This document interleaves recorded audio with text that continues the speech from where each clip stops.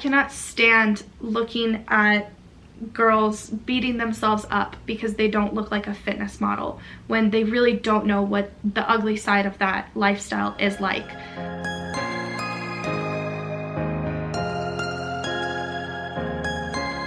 Hello everybody, welcome to my channel, Mary's Cup of Tea, and welcome to part 2 of my story of competing in bikini fitness competitions and my journey in the fitness industry. Last week I talked about 2 reasons why I started competing and 2 reasons why I quit competing. So the reason why I'm sharing this with you guys is because I want you guys to be fully aware of what you're getting yourselves into if you've ever considered this. And I want you to be fully aware of what's real and what's not. Because a lot of the times we scroll on social media and we look at other people and we look at their perfect bodies and their perfect lives and want to be like them and go through all sorts of insecurities and body image issues and food struggles, all for something that doesn't really exist. So I am more than happy to shine light on this. So today I'm going to continue about reasons why I quit competing and I quit the fitness industry and transitioned out of that and more into like a health and self-love approach to wellness. So let's continue about why I quit. So another reason why I quit competing is because it was no longer mentally stimulating for me. I'm the type of person that loves to learn new things and read and explore. And when I first got into fitness, I loved learning about nutrition and exercise science and biomechanics, and I kind of geek out about that stuff still till this day. But at a certain point when I was like walking on stage in a bikini in front of all these people I don't know but whose validation I desired, and when I was like posing in front of lousy supplements and pretending to like them, not only did I feel super fake, but it didn't challenge me mentally like I wanted it to challenge me. It basically just got boring in that sense. Basically, being preoccupied with my physical appearance took away from my dreams of being like a really good student and a hard worker, an entrepreneur, a great daughter, a sister, a role model, because my physical appearance trumped everything. I put more emphasis on that than anything else, and that just got boring. Another reason why I quit competing is because competitions don't make money. And not only do they not make money, but you're actually sacrificing quite a bit. Not only did I financially sacrifice thousands and thousands of dollars on the competitions, the bikini, the shoes, the coaches, the tanning, the jewelry, that there's just so many costs that add up. And not only was I sacrificing all this financial stuff, but I was also sacrificing my own health and well-being and my happiness. And for what? To be a part of somebody else's show, to make somebody else money, to advertise for a supplement company that was benefiting from my poor self-esteem and benefiting from other people's poor self-esteem who are gonna buy from them in order to change their bodies.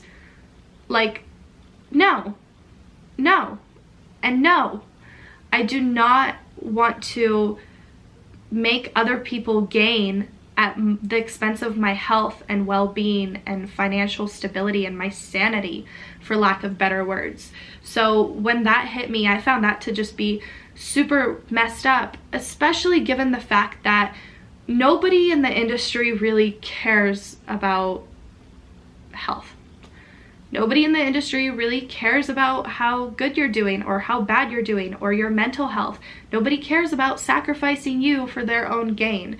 Everybody's kind of like looking out for themselves and nobody's looking out for you.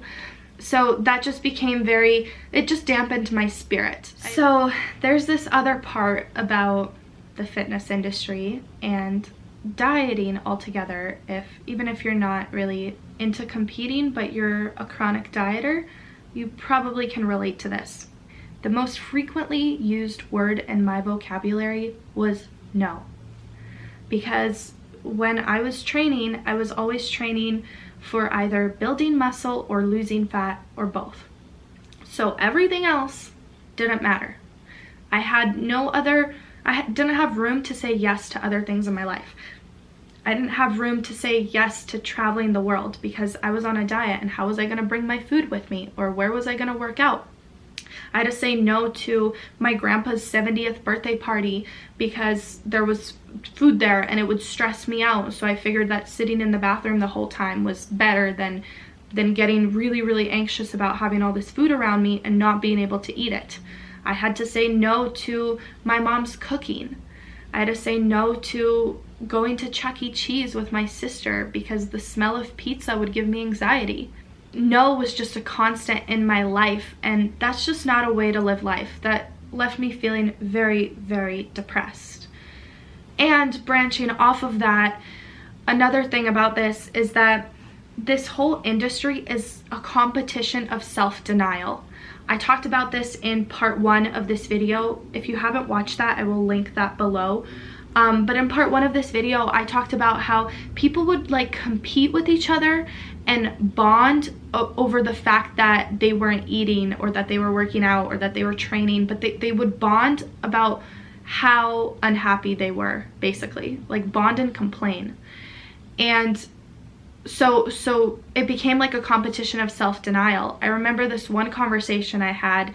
I mentioned it in part 1 of my video, but I had this one conversation about my diet, and one of my training friends at the time was like, oh, what kind of diet are you on? Let me see. And so I would like pull up my meal plan, and she saw that I had rice, a 1/4 cup of rice, by the way, which is like this much rice. But anyways, she saw that I had rice in my meal plan, and she's like, oh, you're lucky. My coach doesn't let me eat carbs.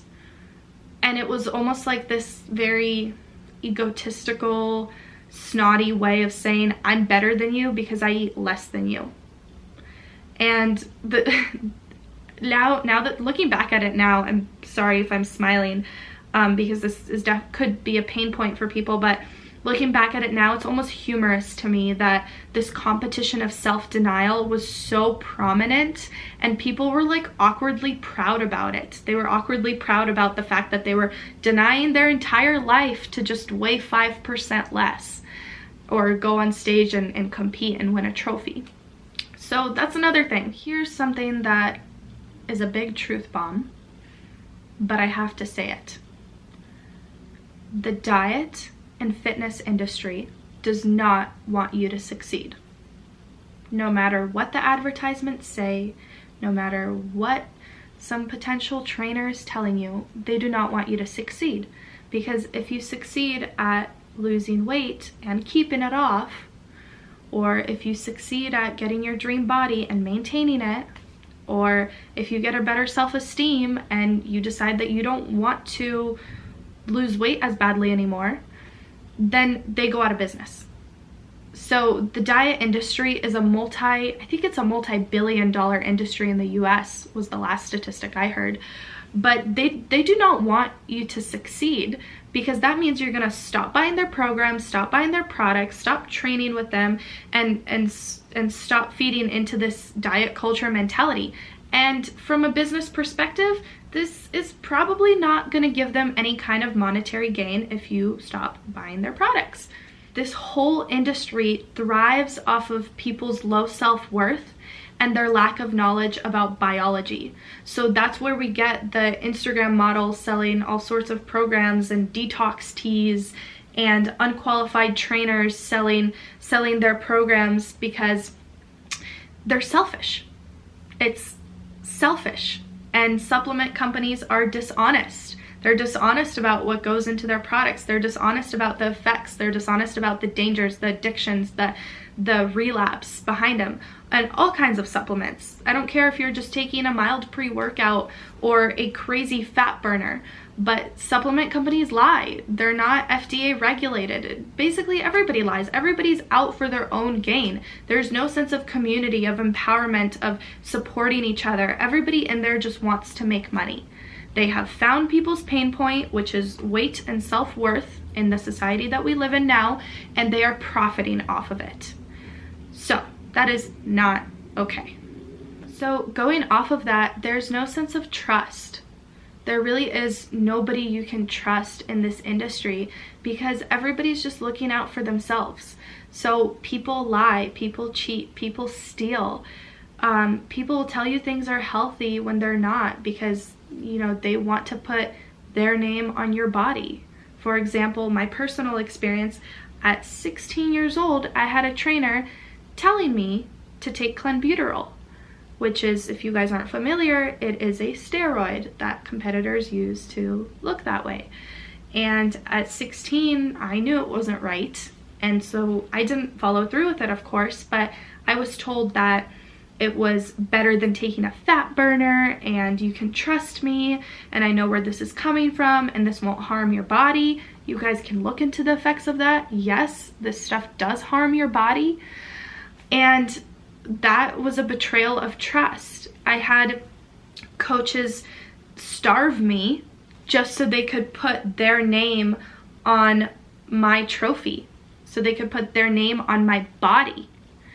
And this whole industry thrives off of people betraying each other. And it's just messed up. And, you know, the second your looks expire or the second you gain a few pounds, nobody cares about your health. Nobody cares. I remember when I stopped competing, I would go to my local gym and somebody legitimately asked me, "What happened to you? You got fat." Nobody was concerned about, "Hey, are you okay? You look sad, you look depressed. Are you crying? Is everything okay? Can I help?" No. It was, "What happened to you? You got fat." And that was really heartbreaking. But at the same time, it was the kick in the ass that I needed to get out. It was the thing that I needed to know that I was in the wrong place and that this was not right. And there's this one point that I just really want to repeat and stress. The fitness industry normalizes eating disorders. It's a haven for eating disorders. So some people go into it thinking that it'll fix their poor self-esteem, and the second they get the body that they desire, they're gonna feel happy, and they feel very disappointed. And usually that ends up with making things worse. In my situation, I went in with a very disordered relationship with food and my body, and it just made things worse. It did not fix anything. Competing will not fix you. It'll make things worse. And as a disclaimer, yes, I know there are outliers in this. Yes, I know that there are people with a strong head on their shoulders that go compete because it's a bucket list item and they're happy and they're healthy about it and they don't do drugs. I get it. I get that there are those people, but those are outliers. I'm talking about the majority of the people that I have experienced while I was competing, and not only through myself personally and the people that I know, but I had some really close friends really high up in the industry, and these things were everywhere. These things that I'm talking about, they were everywhere. And this is not just my experience. This is what goes on, and it's really sad. So either people go into it thinking that it's gonna fix their eating disorder or fix their body image issues, and then it gets worse, or they go into it thinking that everything's glamorous and everything's gonna be all fine and dandy and they're really excited about it, which is great. It's great to challenge yourself. It's great to push yourself and to live a lifestyle in a way that's fulfilling for you if you find that fulfilling. But a lot of people come out of it very disappointed about what they get out of it. And what they get out of it is just more stress on physical appearance, more pressure about what you look like, and more justifications for being disordered and obsessed about how your body looks. And for me personally, I know everybody has their own opinion, but for me personally, that's not the future that I see. That's not the vision that I have for my children, to grow up in a place where people are obsessed about what they look like. So getting out of the rat race for a perfect body was the best thing I ever did for myself, because in this industry, there's no winning. There's no, oh, I've achieved my goal and now I can move on with my life and do bigger things. It sucks you in and it sucks you dry. and nobody wants you to succeed. Nobody's gonna have your back, at least not that many people. Everybody's out for themselves, and you end up sacrificing so much for so little, and sacrificing your health, your well-being, your finances, your time, your energy, just so other people can gain financially and gain a reputation and upkeep this fake image. I know that was a lot. I know I kind of ramble, and I know that I get very opinionated and passionate about it, but like I said, I cannot stay silent about this any longer. I cannot stand looking at girls beating themselves up because they don't look like a fitness model when they really don't know what the ugly side of that lifestyle is like. So I'm here speaking the truth. Let me know your feedback. Let me know what you think, or if you've had a similar experience, or if you've considered this, and also let me know what else you want to know. Like I said, it would be my honor to share my experience and share my pain points and share all the struggles that I've experienced in order to help you not go through the same thing. So please comment below what you need from me, and I'd be more than happy to give it to you. And please subscribe to my channel. I would love to be YouTube friends, and then you can get notified when I post a video every Thursday. So bye for now. I will see you guys next week.